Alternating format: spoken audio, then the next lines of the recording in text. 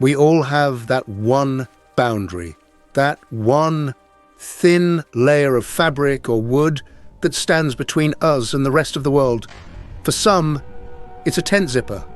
For others, it's a locked basement door. We trust these barriers. We tell ourselves they keep us safe. But what if the thing on the other side isn't trying to get in? What if it's already there? And what if it's just waiting?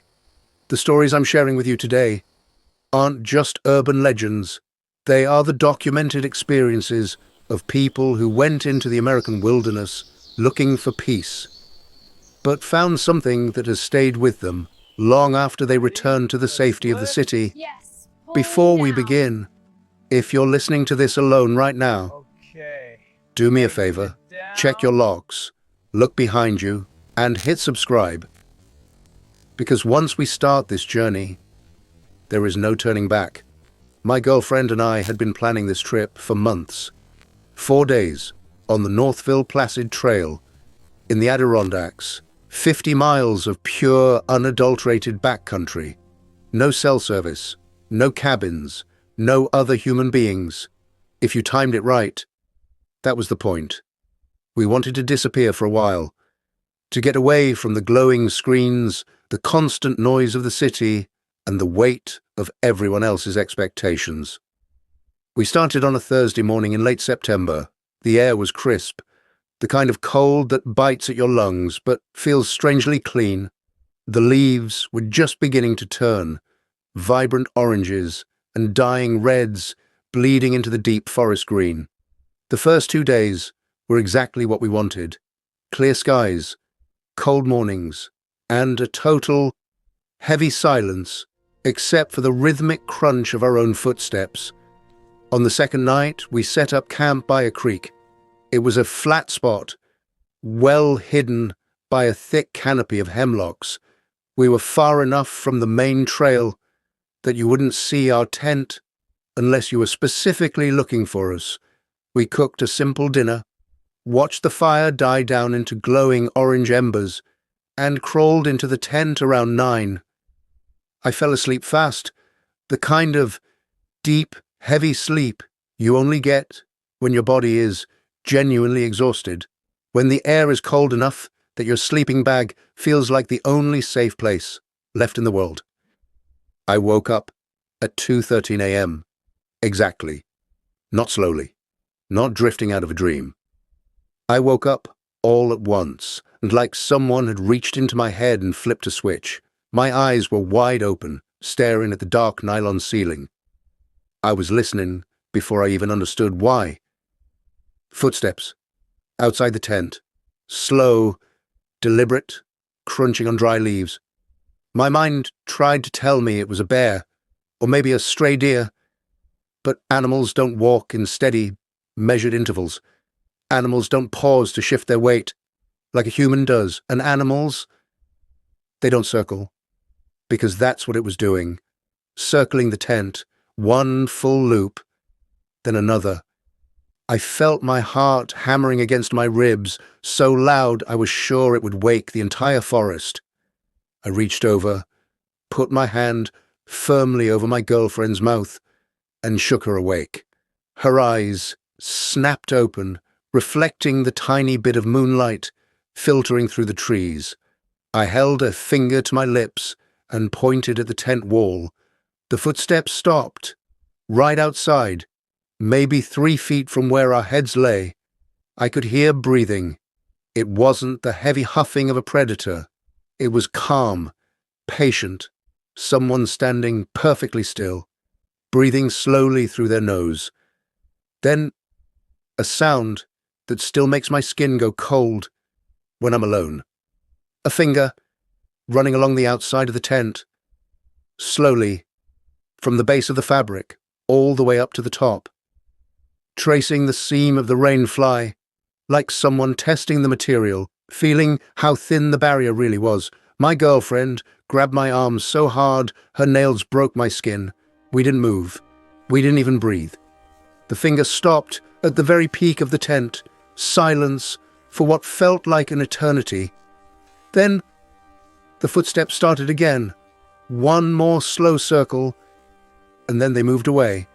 Not back toward the trail, but into the deep woods, deeper into the darkness. The crunching of leaves got quieter and quieter until the forest swallowed the sound entirely. We didn't move until the first grey light of dawn hit the trees. I sat there with my hand on my knife, the one I told myself was just for utility. When I finally unzipped the tent, the campsite looked the same. The fire pit was cold. Our packs were where we left them. But then I looked at the ground. Bare feet. In the mud around the tent, there was a clear, deliberate circle of footprints. 6, maybe 7 passes around us, in the middle of the night. No shoes, no boots, just bare skin against the freezing mud, 30 miles from the nearest road. We packed in 8 minutes. We didn't eat. We didn't filter water. We shoved our gear into our packs and started moving. We weren't hiking anymore. We were escaping. Around mile 4, my girlfriend stopped. She was staring at a tree 10 feet off the trail. I looked. Scratched into the bark at eye level were 2 words. The wood was still pale and wet. The sap was still leaking from the wounds. Found you. We didn't talk. We just ran. 40-pound packs on our backs, running over roots and rocks until our lungs burned. We reached the trailhead at 2 p.m. My car was the only one in the lot. We drove to the nearest town and found a ranger station. The ranger listened. He nodded. And then he looked at me with an expression I'll never forget. "You're the 3rd couple this season," he said. He wouldn't say more. He told us they were flagging that section of the trail. I looked it up when I got home.